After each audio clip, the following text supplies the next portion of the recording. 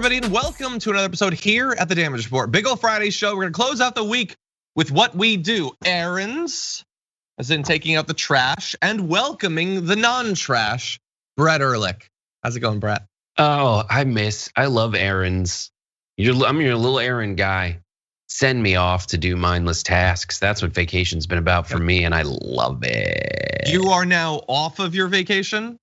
I'm not gonna do Sunday stream on Sunday. I'm just gonna take every day until Monday to just decompress. It's been crazy not following the news in that I realize there's so many things that I'm happy, like I do care about them, but I'm happy that I'm not like filtering through the news at every waking moment, and that I can catch up on rewatching Entourage, which I've done. Weird use of your time. Although I have watched House like 5 times. Anyway, okay, well then there's so much that you don't know about. I mean, you've been off for 2 weeks? I've been off for 2 weeks. 2 weeks. I have been off for 2 weeks.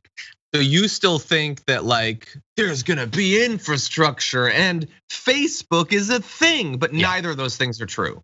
And so I'm gonna reveal so much truth to you and welcome you back into this dark reality. Thank you for doing that. Usher me back. Usher me across the river Styx. That's all I've ever wanted to do. That's in my Twitter bio. Anyway, we've got a lot over the course of the 90 minutes that we're gonna be talking about. We've got fun with Katie Porter. We've got the media and how they're trying to pin all the nonsense that's going on progressives. We've got Meta. We've got anti-vaxxers. You know what else we have?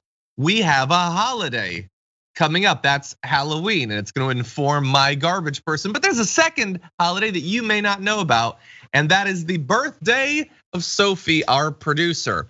So when I make vague references to screwing over by producers by not doing content that they've produced, sometimes it's Marissa, especially the videos that she edits, but a lot of the time it's Sophie. Did Sophie edit the Evangelical story? She did, right? I think she did. So we have this story that's been at the bottom of our rundown the whole week. The whole week. It's never made it on. As a birthday present to her, I'm not necessarily gonna do it, but I'm gonna say that it might happen. Happy birthday, Sophie. Happy birthday, Sophie, original LBC. By the way, I do want to say, I know this is Sophie's day, but credit to Marissa for like acting out responses to John off camera, like. Yeah, because I can't hear her. Yes, thank you, Marissa. We'll get to your birthday when it happens. But happy birthday, Sophie. Sophie's got the day off. Hope that she's having fun.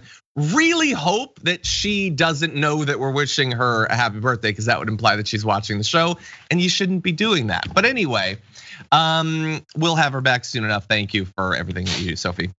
Okay, she told me she will be watching. Oh, hi. Anyway, okay, so with that, we have a lot that we're gonna be talking about. Feel free to, first of all, hit the like button. Second of all, share the stream. Third of all, if you want to send us comments and stuff, you know what's happening. And we'll have updates for you about what's going on the network a little bit later on. I just want to give you one now, actually. So it's the power panel today. I'm gonna be leading the first hour. Cenk Uygur will be there. That's always what's true. You know what's not always true? That we have an in-studio guest. And you know what's even less likely to be true? That it's gonna be Senator Nina Turner. Me and Cenk and Nina Turner in person. They said it couldn't be done, and for like 2 years it couldn't be. But now it will be, so definitely stay tuned for that. With all that said, Brett, are you ready to talk about some stuff? I'm just so happy I didn't know about the logistics of that. Like, I don't know about the logistics either. Oh, I'm so glad I wasn't here for that. Yeah, exactly. You don't even know who Nina Turner is. You've been gone for so long. Anyway, okay, let's jump into our first of many fun topics to close out the week for you. Congress got to grilling oil executives, and there's great commentary from a number of individuals. We're gonna spotlight a lot of that, but I wanna start with Katie Porter, because Katie Porter, you know what she loves? A good grilling. She's a true American. You know what else she loves? Props. And I love that she loves that. Take a look at this video. We've heard a lot about future plans for investment in renewable energy today. Ms. Watkins, Shell's 2020 annual report called for between $19 and $22 billion in near-term spending. I'm representing that with this container of M&Ms. Each M&M represents about $50 million in spending. Ms. Watkins, how much has Shell said it will spend in the near term on oil, gas, and chemical operations? I think you just said we're going to be spending between $18 and $20 billion this year. That's near term on total spending. How much on oil, gas, and chemical operations? We're going to be spending. Well, according to your annual report, you said you're going to spend 16 to 17 billion for oil, gas, and chemical, with another $3 billion for marketing. How much is Shell spending to spend on renewable energy? This year we'll be spending between $2 and $3 billion. 2 and 3 billion on renewables and energy solutions. In your testimony, you said, quote, meeting the demand for reliable energy while simultaneously addressing climate change is a huge undertaking and one of the defining challenges of our time. Yeah, so it's going to be hard to meet that defining challenge with just a little handful of M&Ms.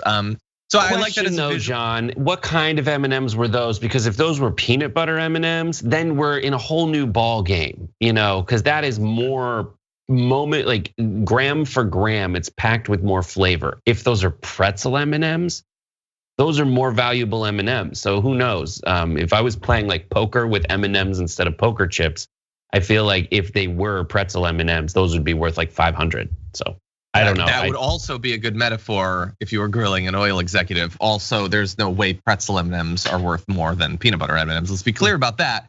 But I love that as a visual element. I just want a mason jar with a handle full of M&Ms. That just seems like a great idea going into Halloween weekend. They would not last long. John would Muppet eat those. John would Muppet drink that thing. You know how like they just Cookie Monster just like shoves the cookies and they go everywhere. That's how John would drink the stein of M&Ms. He's so great. There'd be no money left over for renewable energy, unfortunately. That said, some of you think, okay, I like the grilling, but I'm not really into the sweets. Well, don't worry, she's got another angle. Take a look at this. Rice were 1 acre. That would be 479 pounds of rice. The American Petroleum Institute even opposed pausing more leasing on our lands. They even sued to stop it because apparently this acreage wasn't enough. Mr. Wirth, you serve on the American Petroleum Institute's executive committee. Do you support a pause on new oil and gas leases on federal land? Congresswoman, access to resource in this country is essential to ensure the energy security of our country and reclaiming my time. Mr. Lawler, do you support a pause? The administration, and it's our hope that the pause ends soon. We think it's important to go forward. My time. Thank you for your answer. The answer there is no. Mr. Woods, do you support a pause on new federal and gas leases? No. Ms. Watkins, do you support a pause on new federal and gas leases? No, I do not, because I think it's important. You already have 13.9 million acres. This is equivalent to Maryland and New Jersey combined. How much more do you need? How much more acreage? You have 2 of our 50 states at a price that makes the Louisiana purchase look like a ripoff, and you're not even using it. What more do you need? Iowa, Colorado, Virginia? Our public land belongs to the American people. That's pretty strong. I love the references to the Louisiana Purchase. That's pretty good. She's like dumping it out as she's doing it. The most surprising part for me, Brett, was actually that there were a couple of the responses that just said no. They were willing to just say blatantly, no, yeah, we love having 2 states. We would, throw in Colorado. That would be perfectly fine. Why would they be opposed to it? So there was actually a little bit of honesty there that I wouldn't have expected. Yeah, so a couple things when you're looking at the responses from the oil executives. The ones who get mad that they're being asked any questions just really sums up their default setting. Their default setting is 2 things. One, when the ones who just say no are like, I go before Congress and have very frank conversations all the time. I tell them what I want. I give them the money that through donations, and then I get what I want from them. So I don't see what the problem is. The other thing is they know, their expertise as lobbyists and as CEOs is the boring and the mundane and the inaccessible. So the C-SPAN type boring monotone of those kinds of hearings is their specialty, and they just go and they do it and they check the box, and then while they're in town, maybe they'll go and drop by somebody that they need influence. But Katie Porter has kind of mastered with these things that are kind of like your teacher teaching you a really fun lesson that even though you thought it was corny at the time, in this case, maybe with all the grains of rice, you're like, well, I'm definitely going to remember it though. Yeah, definitely. Down the line. And some of those CEOs just kind of sauntered into that unknowingly. The one that I just want to point out is the guy who said that we really, access to resource. And when they say that, that makes me so sad when they say a noun a way you wouldn't say it, which means that that's like their industry talk, where they've decided to message around it and to communicate around it within the industry. They call land resource or gas resource, not resources, the resource, it's resource. And then the other thing they do is talk about our energy security, which is a carefully crafted messaging tool in order to make you think, no, we're not. And then this is where the rubber meets the road on like the Trump populists. We're not confiscating your land for these purposes. That we are creating energy security for generations to come. Never mind that there's now 5.5 earthquakes in Oklahoma because of all of this. We want that resource, and it's never enough. They're Hexas from Fern Gully. Yeah, well, to be fair, they said they were providing energy security, not tectonic stability. So I guess they've created a little bit of wiggle room, which goes along well with the fact that the floor is always wiggling now. So anyway, great job there by Katie Porter. The one, if I could just throw a little bit of like, when she does stuff like this, she does a great job, but it is going to lead to copycats from far less clever representatives, especially on the right. And I'm not looking forward to, the rigatoni demonstration by Lauren Boebert or something like that. They're not gonna be good.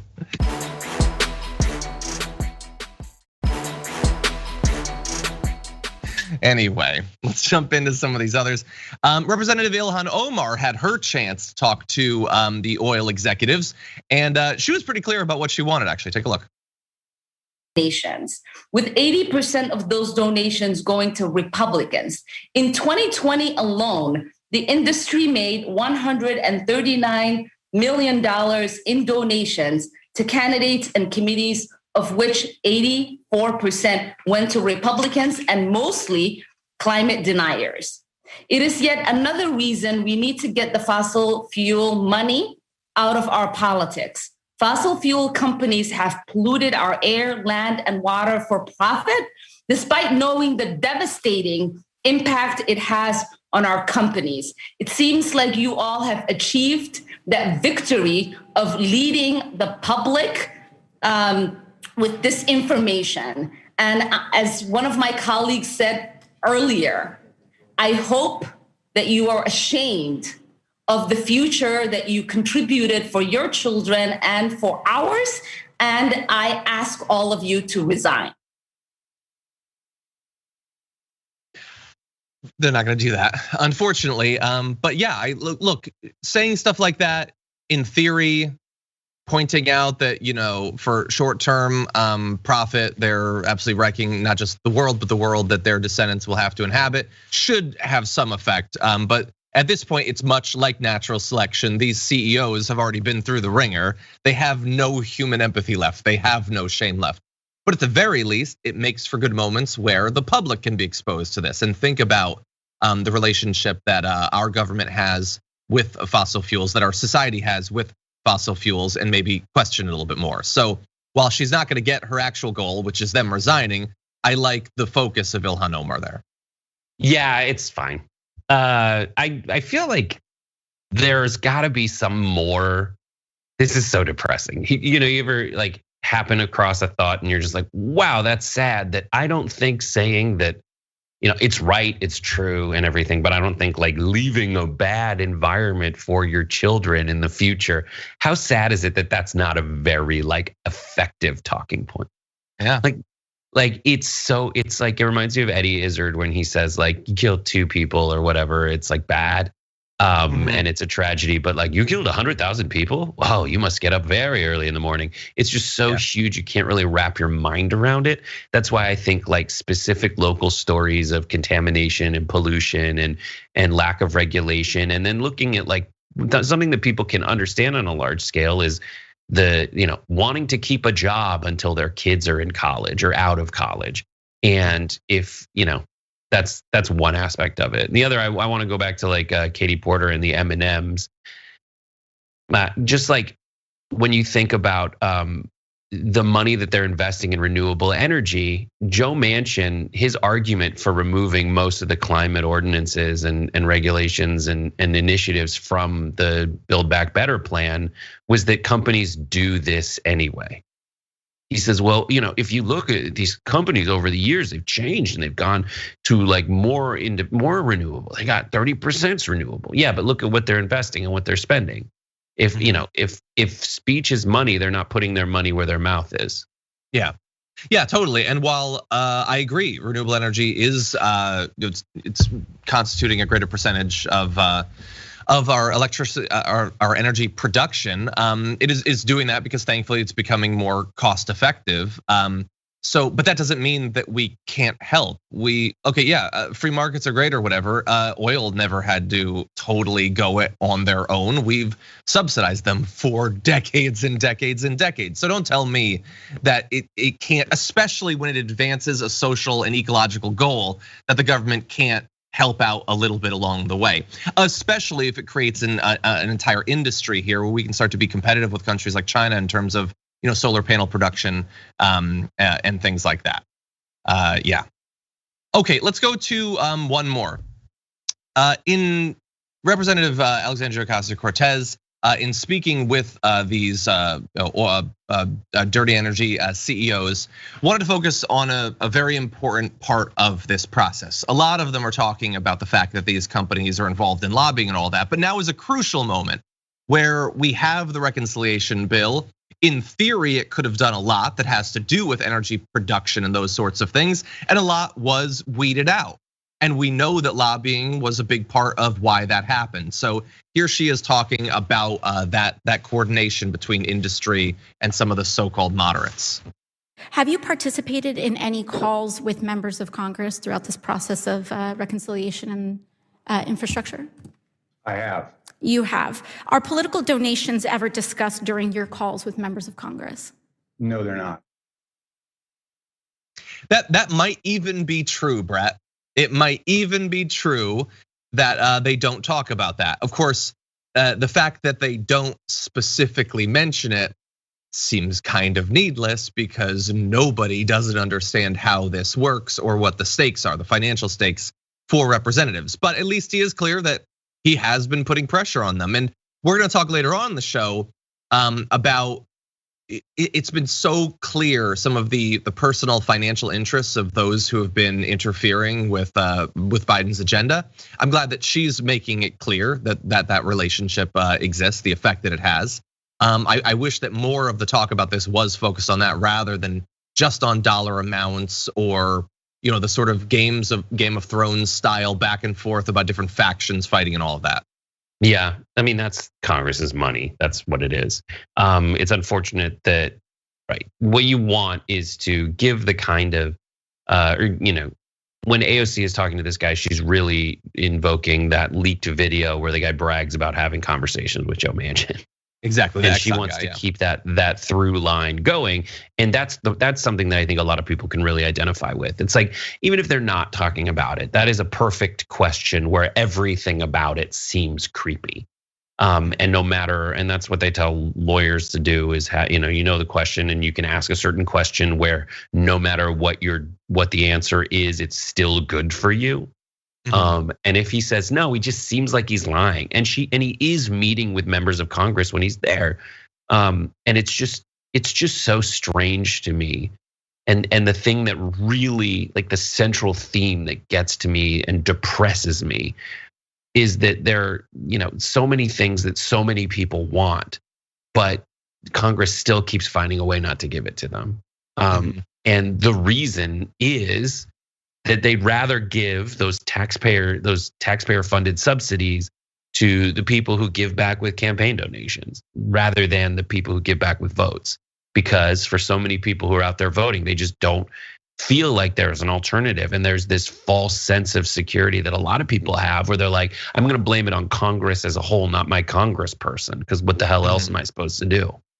Yeah, 100%. Yeah, and especially in certain cases, like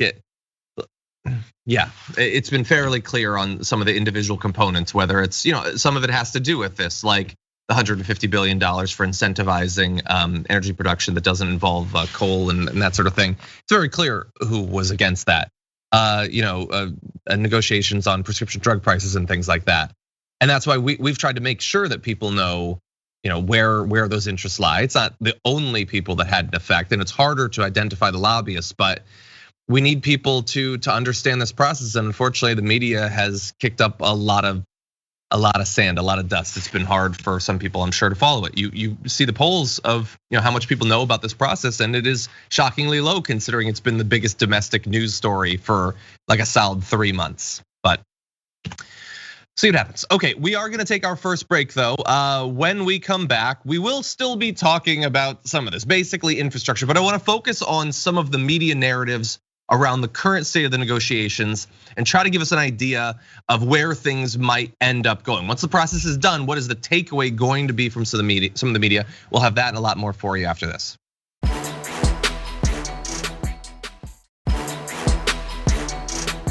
Anyway, everybody, thank you for being here. I've got a few things I want to let you know through the course of the show, so I'm going to distribute it a little bit. First of all, if and only if you watch this live stream at youtube.com/theyoungturks starting on November 1st, that will no longer be available. The Damage Report will no longer be playing live at The Young Turks.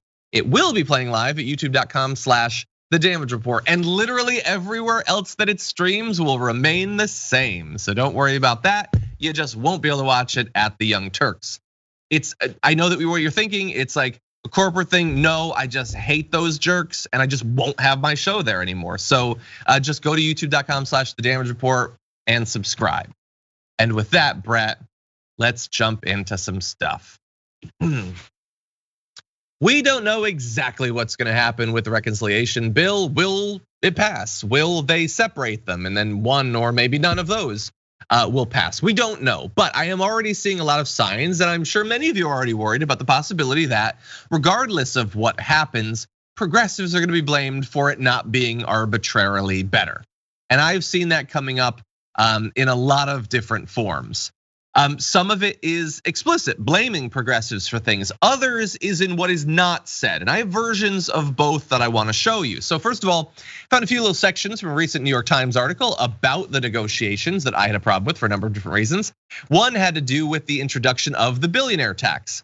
They said the need to roll out new tax proposals stems largely from the concerns of business groups. I'm glad that you identified that. And moderate Democrats hate that term. They've never had to justify it. I hate that they can just say that, and they do say they effectively killed Mr. Biden's initial plan to raise the corporate tax rate to pay for his clean energy and social policy initiatives. Other ideas proposed by the White House, including raising the top marginal tax rate for the wealthiest taxpayers and doubling the capital gains tax, have also been jettisoned. So that is hardly the worst that I've seen from the media. But again, anything specific to motivation, why exactly they killed it, allowing people to understand what is driving some of these incredibly powerful politicians has largely not been a focus unless that is the only thing that the article is about. So it is not that there hasn't been some coverage of the fact that, for instance, Joe Manchin owns a coal company. It's just that you get the article about him owning it, and that's that.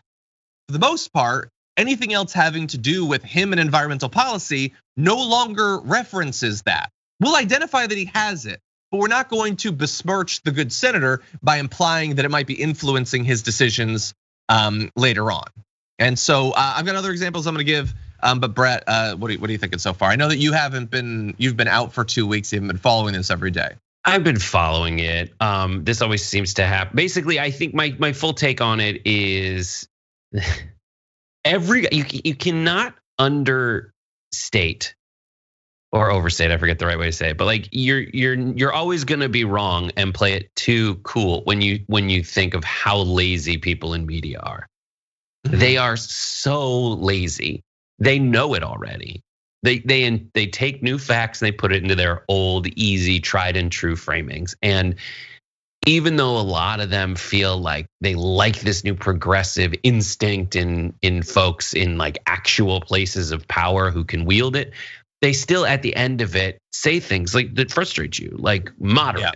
Like moderate is not moderate for the rest of the country. It is psychotically to the right. Most people want what's in the Build Back Better plan because of course they do. And you would hope that they would have to justify, I love that word, justify why they're saying no to these things, and have to look into the faces of people that these last minute, these things that seem like they're at the last minute. I'm sorry, it just didn't make it into the bill, but maybe over the long run, they never thought they'd get into the bill.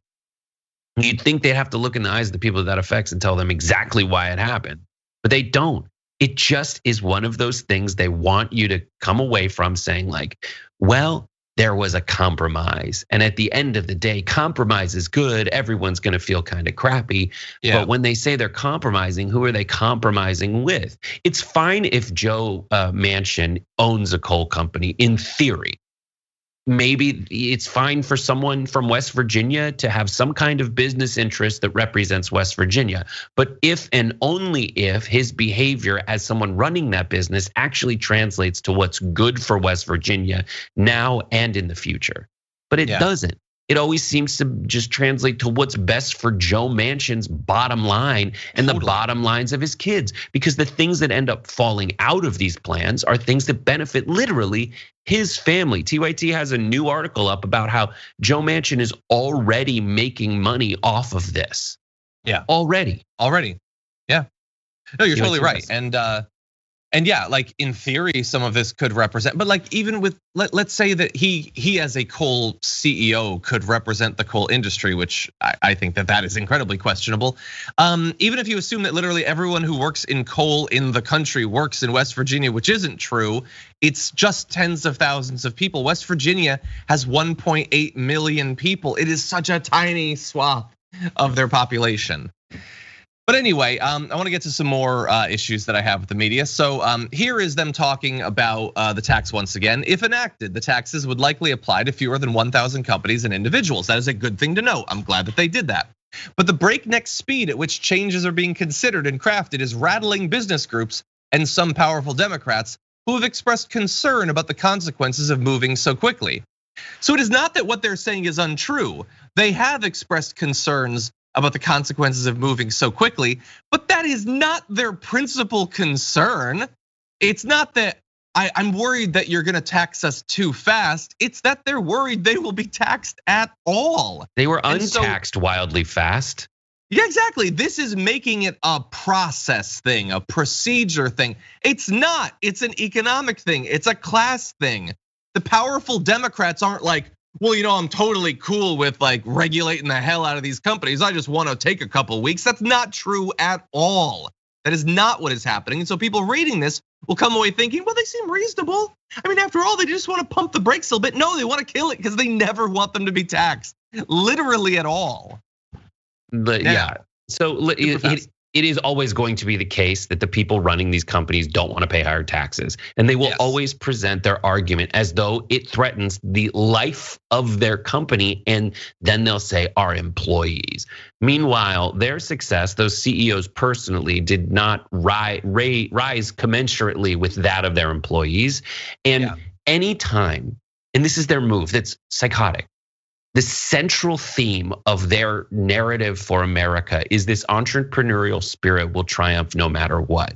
And they're trying to convince you that that entrepreneurial spirit that they're so proud of will disappear the minute the tax rate goes back to less than it was before their last tax cut. And that's insane. They will always, to their credit, and that's how I frame it to them when I talk to them. No, to your credit, you're such a great entrepreneur that we will be able to have roads and bridges and programs that every other country that people live longer in have, and you'll still be successful. And you'll be able to use that entrepreneurial spirit to overcome the challenge of a fair tax rate. Yeah, 100%. Well, broader blamey thing. So this is not identifying what's really going on, but then there's just outright blaming the progressives. So Stephen Collinson on CNN says, and will what is now a much diminished measure so disappoint Democratic base voters and independents that it will fail to have the significant political impact the party needs to stave off a Republican rout in next fall's midterm elections? One thing is for sure, if progressives don't eventually come around, even if they are dissatisfied with the compromises made to get the package through the Senate, they could inflict huge damage on Biden's already wobbling presidency. Okay, in some sense they'd be doing that, but they're the ones on Biden's side.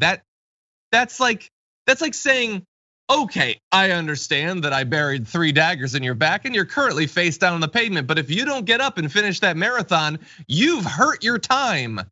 Well, kind of, but the daggers are an important part of this, and I feel like they should really be more of a focus of this marathon commentary. They're right. I mean, he's right, but it's sad and it's nefarious. Well, in that giant pukograph of like sad framing, it is true that if the progressives are like say, actually, hey everyone in our voting bloc, that we got great stuff out of this. Mm-hmm. And if they're able to convince people that we got great stuff out of this, that will help Biden's already wobbling presidency. The downside is that's a lie. They'd have to lie to everyone. And you have the more savvy, more interested voters in those blocks, the people who are reading news about this very stuff every single day, 700 times a day. And while you can get that narrative across the finish line with moderates who are like, I don't know, I guess whatever, I just want people to get along in Washington, you can't sell that to people. And that's why I mean, from what I've been following, there's been a lot of pushback. I mean, they say that Jayapal kicked Nancy Pelosi out of the meeting and she walked away without any words to say. Is that gonna follow through to votes that are no's? Maybe, and we'll see about that. But that's the one I just put out. I think is the decision that's facing a lot of progressive legislatures, the legislators who are kind of looking around to see whether they need to put air quotes around the word progressive. Yeah. And look, it's like if they pass what, and God only knows what's actually in the bill, they change every 5 minutes. But if they do, they will have some things that they can go back and say, we got this stuff, but they probably also know in the back of their mind, it is, as you know, for all of the other problems with this section, also true that it probably will not be enough to actually do something. It could have been, and by the way, someone noted they're on Biden's original side, not the side that he's on now, which is true. That's what I mean. They were pushing for the actual things that he promised. And by the way, the things that would in theory be necessary for them to win the midterms. If they passed the original bill that had been talked about, that we know was wildly popular, they would have a very good chance, I think. There's already issues with gerrymandering and voter suppression, and the inherent cycle of the Senate would be difficult for them. But they would have a chance. This is not providing them a chance. So not only were the progressives more true to the promises that were made in the last election cycle, they also had their eyes on what's necessary to win in the next one. And I just want people to note that and understand that going into it. Next year is going to be really, really rough. It is not going to be a surprise to people who've been watching this and a few other programs.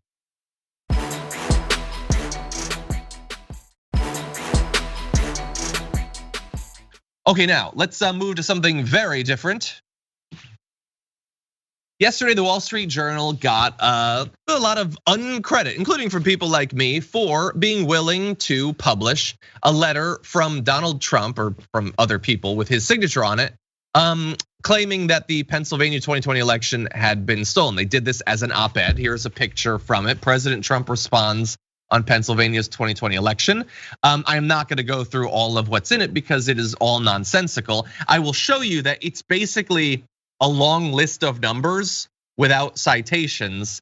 So things like 57,000 duplicate registrations is 2 entries above the fact that there were nearly 60,000 new first-time voters who were older than 70. Both of those things are just listed as proof that the election was stolen. There are new voters, ergo, the election was stolen. So it was nonsensical. There was no fact checking, there was no context, there was no commentary, there was nothing. They just printed lies from the guy who tried to overthrow democracy and is almost certainly going to do it again. Now, they are angry. not about what they did. They're angry about the fact that people criticized them. So they put up a new op-ed, and it's called "The Facts on Trump's Fraud Letter. His 2020 monomania is news, and it reflects on his fitness for 2024. So don't expect any apologies. They get quite snooty about it, saying the progressive parsons of the press are a flutter that we publish. Don't talk like a real person, honestly. Like, can you just talk like a person who's actually existed in the real world? Anyway, that we published a letter to the editor Thursday from former President Trump objecting to our editorial, pointing out that he lost Pennsylvania last year by over 80,000 votes. We trust our readers to make up their own minds about his statement. And we think it's news when an ex-president who may run in 2024 wrote what he did, even if, and perhaps especially if, his claims are bananas. So there's two things there. So first of all, we trust our readers to make up their own minds about a statement that we will go on to say is riddled with lies is an interesting conception of how a newspaper is supposed to function.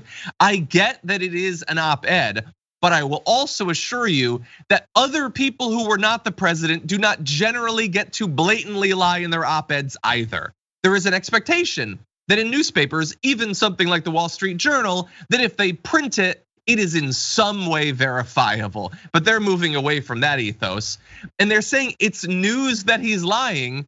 Well, it's not new that he's lying. You know that he's trying to end democracy. You can put up an article about that. You can talk about his claims, but you don't have to just print them without fact checking. That's my point.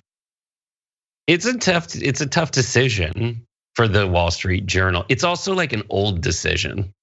Like, oh, this one's going to be different.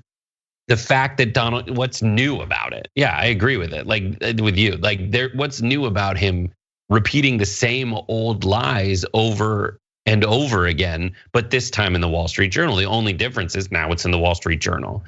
And I totally am fine with them printing terrible opinions in their op-ed section. That's what it's for. It's for, here's a columnist, and here's on this side, there's the editorial page, and there's the opposite of the editorial page. And the opposite of the editorial page is full of opinions from carefully curated opinions that the editorial board has decided to include on that side of the paper. But they don't have to include everyone. And there is a temptation, we all understand, because he was the president of the United States. But like, your job is to curate that kind of stuff. Yeah. There's all kinds of stuff that's out there that's said by important people.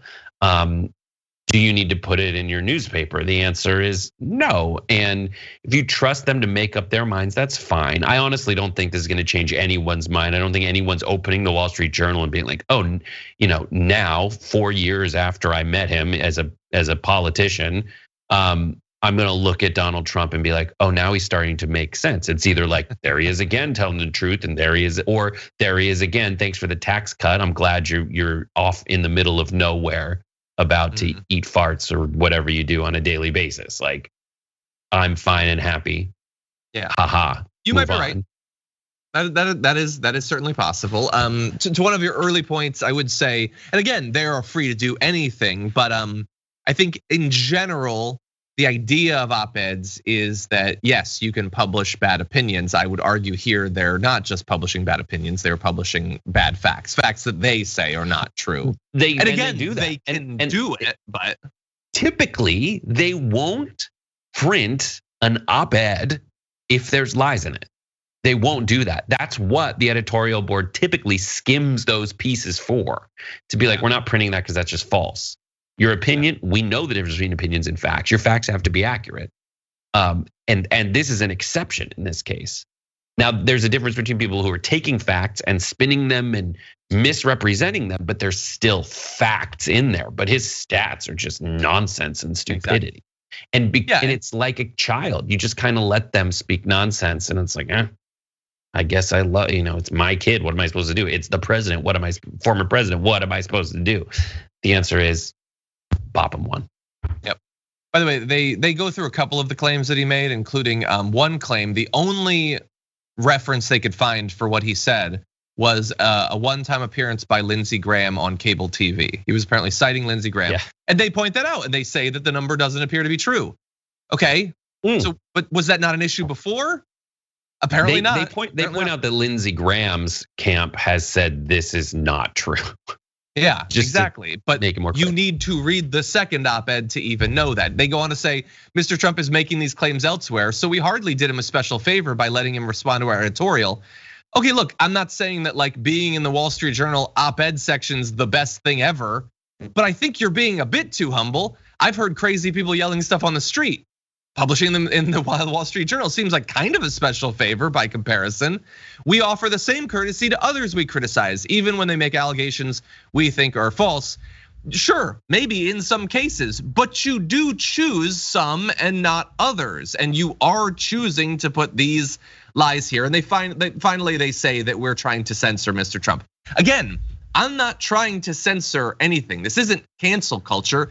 This is speech that I'm doing. You can tell because noises are coming out of my head.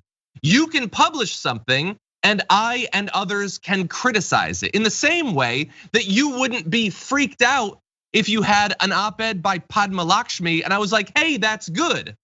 I'd be allowed to say that. Am I allowed to say that this one is bad? But they're freaking out as if having an issue with something is no longer allowed.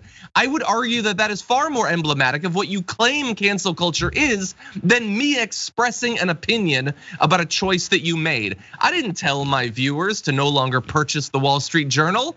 I didn't pick it outside of their building. I'm pointing out that there's a problem with the fact that the Wall Street Journal thinks that going along with a guy who's on a path towards perhaps overthrowing our elections is just totally cool. It's not a special favor at all. You can do that. It's your business. You can do basically whatever you want, but I can criticize it. That's what I'm saying.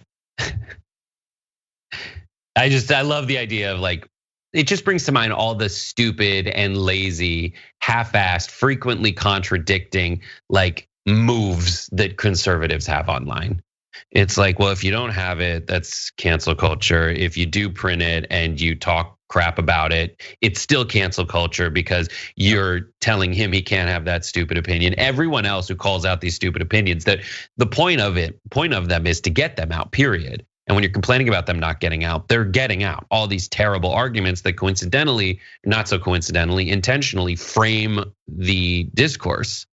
And they still get out. They still are pervasive. And everything that they do is just, it's just so sad and predictable and crafted, and half the people who repeat them have no idea that they contradict another argument they made like 10 minutes ago. Yep, 100%. Okay, everybody, it is almost meta time here at TDR. We're gonna take a little break, but then we're gonna dive into the future of what's awful on social media after this.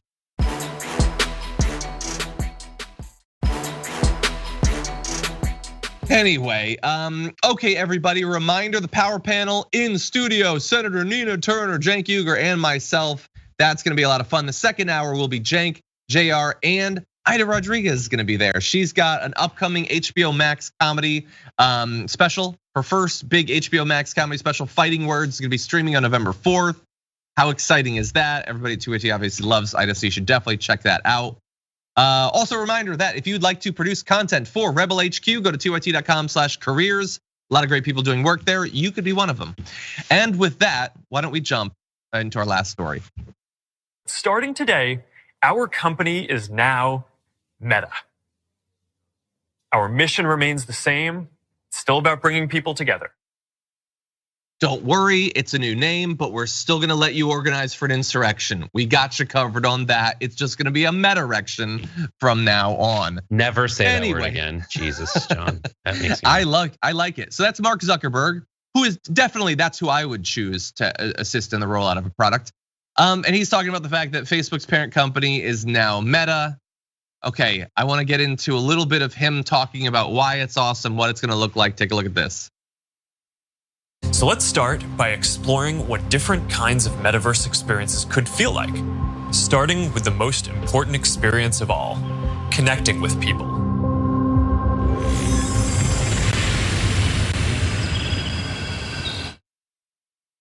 I love that because, and maybe it's an in-joke, but the fact that he's doing his best to pretend to have human emotions and then it drains away and he turns to a blue light. Like, yeah, that's pretty much what I imagined your life was like, buddy. Thank you for showing us that, Brett. It's so meta. It's We're gonna. I had one thing where I made a video for Facebook years and years ago. I made something for some event they were having, and that process was the worst, dumbest process of my life. You can tell all the people that are around going like, this will be great. It'll be so exciting. It's so like, if you care about Mark Zuckerberg, you got to keep him from making videos like this. If you give a crap, if he's your friend, if you work with him, you have to keep him out of these videos because they're so bad. They're so sad. Like, I don't know. I read Rainbow's End's a cool movie or a cool book about basically you put contacts in and then you like say, I want all the world to look like medieval times. And then suddenly it does. And that's kind of what they're going for here, where you can change your reality around you, put skins over it. That's like Metaverse type stuff. And this seems not like the company made by that upstart in the social network who wanted to make stuff cool, there's no Trent Reznor like cool hacking music behind this. This is this feels like the evil corporation. Yeah, in that movie, he doesn't get that, and that's not a criticism of the aims. Like we haven't even gotten into that yet. This is about making a launch video, which I think is why this is trending more than them changing their name as a concept and as a vision. It's just like, what are you guys doing in this? Yeah, no, it doesn't. It's not to say that nothing like the metaverse or whatever, some aspect of it will ever become more popular than it is. I think that they are at this point massively overestimating people's interest in putting on like visors and things like that. That's just not a thing that people are ready for. I'm not saying that they never will, but there are other concerns too, which we'll get to really fast. I love some of the commentary about the name. AOC tweeted Meta as in, we are a cancer to democracy metastasizing into a global surveillance and propaganda machine for boosting authoritarian regimes and destroying civil society for profit. That pretty much nails it. Matt Blaze says, renaming Facebook Meta solves the same kinds of problems that renaming torture enhanced interrogation did, which is totally true. And Jorge, back on October 19th, tweeted, just watch, the Facebook name change is going to be something like Meta or some BS. So good. And nailed it. It was in fact some BS. He says he has different reasons for why they're doing this. One is, well, it's like Facebook's an app, but it's also the company. That's confusing people. Why does it matter if people know what your parent company is named? That's not the reason. It's different from Google changing their name to Alphabet, right? Google did change its name to Alphabet to avoid like a lot of trust issues and to split off a lot of their technological solutions that they'd made that could be applied elsewhere than search and various other organizations. And Alphabet, they needed an umbrella for it. This is an umbrella to create their idea of the future of the internet, which is an all-inclusive social experience. That, by his own admission, allows you to be a total jerk by like clandestinely and without people noticing. Like, yep, I totally am listening to you, but you're looking over the side and answering emails at the same time. Yeah, and we're not gonna have time, but he goes in depth about how, you could be like totally like looking at a person, but you're gonna be answering other stuff. That does not sound good to me. Like that is not. You are already making it so difficult for people to want to be around other people. Do you really need to do that for literally just looking at you? It's so perfect for social network too. Like, cause they always do this thing where they solve the wrong problem. The problem you should be solving isn't like, how can I be rude to this person without them knowing it? But they think that's the problem to solve. No, you need to have more meaningful interactions with people. That's what you've said over and over again. There's nothing less meaningful than someone pretending they're listening to you, but at the same time answering another email. You guys have lost it. It's to appease his instinct, I think, just from like a character perspective, his instinct to be like that guy who can get away with being really alienating to people. Yeah, he thinks everybody wants to go through these social interactions exactly as he does. I pray that he is not accurate in that. Anyway, we'll have more on this. We got some videos we'll show you like on another day or something. We'll see, maybe it'll end up being cool. I kind of doubt it. And if it ever does, I hope it's not Facebook's version of it. Anyway, we got more coming up. We're gonna take a short break, but if you're on Twitch and YouTube, we'll see you after this.